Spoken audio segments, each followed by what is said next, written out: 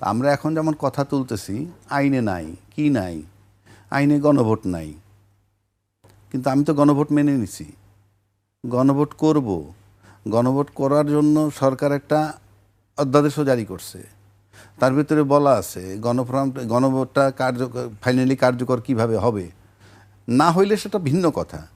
গণভোট মেনে নিলাম, নির্বাচনের সময় বললাম যে হাতে ভোট দাও, আমরা তো মেনে নিলাম। তো মেনে নেওয়ার পর যদি আমরা এখন দুইটা ওত নেওয়ার কথা, একটা নিলাম সংবিধান সংস্কার হিসেবে, আরেকটা হচ্ছে সংবিধান সংস্কার পরিষদের সদস্য হিসাবে, আপনি তখন নিচ্ছেন না। আপনি যদি না নেন কি করার আছে? এখন আপনি নিচ্ছেন না বইলে আবার মন্ত্রী পরিষদে আমরা গেলাম না, মানে মানে যারা গেল না তাদেরই বা কী করার আছে? এখন এটা তো মনে করেন শঙ্কা বলতে কি, আপনার ফ্রম ডে ওয়ান তো একটা মতবিরোধ, একটা অনৈক্য যেটা চলমান ছিল 8 মাস, তারপরে গেলাম গণভোটে, আবার চলে আসলো, সেই শঙ্কার জায়গা তো রয়েই গেল। এখন শঙ্কা বলতে সবসময় পার্লামেন্টে আইনি লড়াইটাও তো শঙ্কা। এখন এই যে আমি যদি না মানি, এখন আমার 2/3 মেজরিটি আমি মানলাম না, তো কি হবে?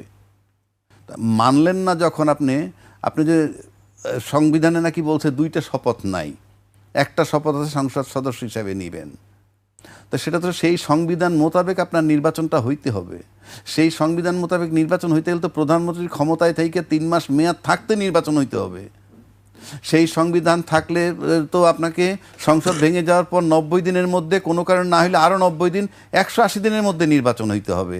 সেখানে আপনি ফেব্রুয়ারি 2026 আমরা নির্বাচন করলাম কি হিসাবে? আমরা মেনে নিছি বলে, আমরা মেনে নিছি, এটাই হলো আইন। এখন আপনি যদি বলেন লিখিত নাই, সেটা তো ভিন্ন কথা। সংবিধান মোতাবেক নির্বাচন হলে তো অন্তর্বর্তীকালীন সরকার কি সংবিধানে আছে? সে দিল নির্বাচন, আমি সেই নির্বাচনে গেলাম, তো সেটা আমার পক্ষে আইলো, আমি নিয়ে নিলাম, আমি গণভোট নিলাম না, গণভোট মানলাম না, কিছু করার নাই। কারণ বাংলাদেশে তো নতুন না আমাদের। যদি বিষয়টা এমন হইতে, এটা নতুন না, এটা ওই 53 বছরের ইতিহাস এরকম। গণভোট মানার না মানার কথা তো কেউ বলছে না। গণভোট তো মানছি না, তো গণভোট তো আমি মানছি না। গণভোট মানলে তো গণভোটের আলোকে সংবিধান সংস্কার করবেন, সেজন্য সংস্কার পরিষদের সদস্য হিসেবে আপনি ওত নিবেন। আপনি ওত না নিলে মানলেন? ওত না নিলে তো মানলেন না, আপনি তো বসতে হবে এটি নিয়ে। আপনি ওত না নিলে তো এটি নিয়ে বসবেন না। এইবার আসেন যে এই মানে আমি এই যে গণভোটের কথা যেটা আমরা বলছি, এইটা যদি আপনি এখন কার্যকর না করেন তাহলে কি হবে? কিচ্ছু হবে না। কিন্তু আপনি যদি এটা কার্যকর না করেন, আপনি তো ইউনূস সরকার যে নির্বাচনটা দিছে, সেই নির্বাচন মোতাবেক তো ওই সংবিধানটা আপনি কিভাবে আপনি ঢুকতে পারবেন? আমরা আসলাম, বসলাম, 2/3 মেজরিটি আপনি করতে পারবেন, কোনো অসুবিধা নাই।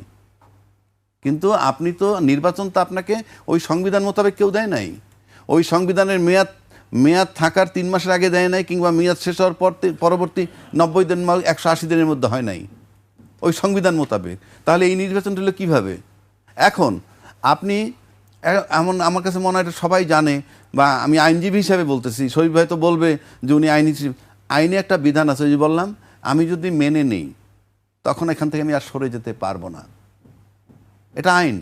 আমি আইনের সেকশন বলতেছি না, সাধারণ লোক বলবে।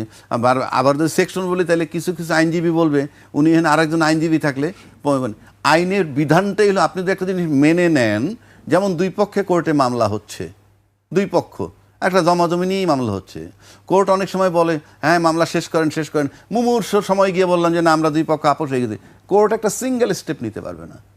আমরা 2 পক্ষ যদি ইয়েস আমরা আপোষ হয়ে গেছি, কেমনে হয়েছি সেটা ভিন্ন কথা। তা আমরা আপোষ হয়েছি কিন্তু এই সমস্ত দিয়ে, গণভোট, নির্বাচন, এই সব বিষয় নিয়ে কিন্তু আমরা আপোষে আসছি। এখন এসে যদি আপনি এখান থেকে সরে যান, সেটা তো ভিন্ন কথা। আপনি সরতেই পারেন, সরতে পারলে তো আমরা নতুন কিছু পেলাম না। সেখানে কি আসলে আপোষের জায়গা কি দেখছেন না যে আপোষ হতে পারে? আমরা তো এখনো হতাশ হচ্ছি না। শঙ্কার জায়গা বলছেন বলে বলছি, আমি বলিনি, এটা ওই যে সুজন বলছে। ফ্রম ডে ওয়ানই তো আমরা দেখা যাচ্ছে যে আমরা এত কিছুর পরেও একটা জায়গায় আসতে পারলাম না। দেখা যাক, আর যদি একান্তই আমরা আসতে না পারি, এড়ায় যাই, দিলাম না, 2/3 মেজরিটি আমরা বসে গেলাম, চললে এটার যদি কোনো কনসিকুয়েন্স হয়, কি কনসিকুয়েন্স হতে পারে সেটা ভবিষ্যতে আমরা দেখব। জি।